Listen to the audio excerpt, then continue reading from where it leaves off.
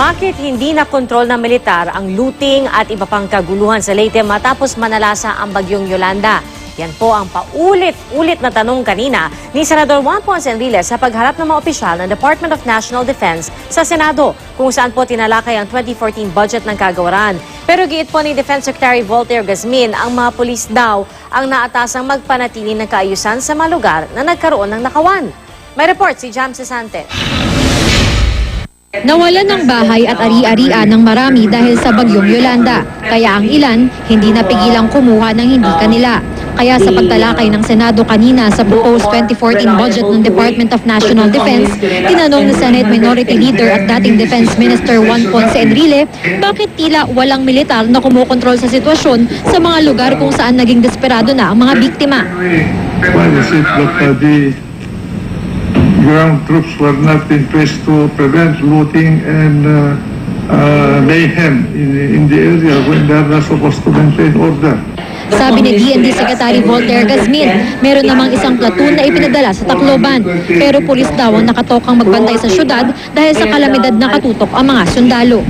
Yung Tacloban earlier, before, was declared insurgency free.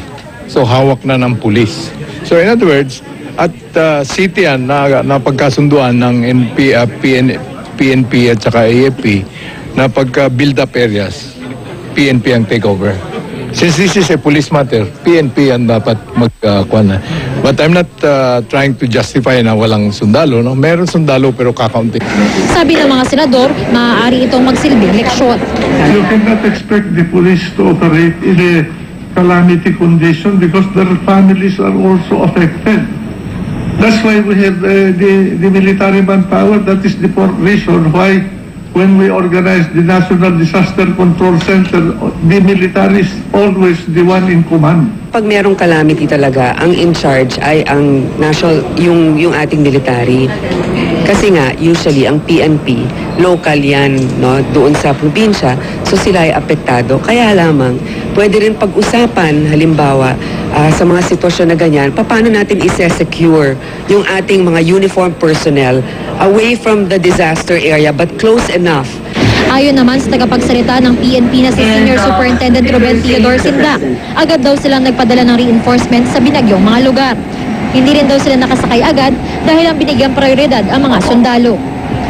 Tanong pa ni Enrile, totoo bang nawalan ng komunikasyon sa pagitan ng DND at Malacanang matapos ang hagupit ng bagyo? And I was wondering why there was so much complaint that there's no communication even from, I understand, Malacanang could not communicate with Tacloban. There was no lapse in communication insofar as the radio communication is concerned, Mr. President, but indeed cell sites were down. But the military communication has been operational, Mr. President,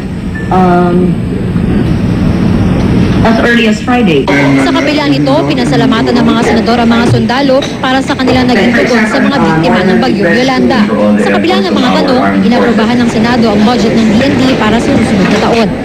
Jam Cesante, GMA News.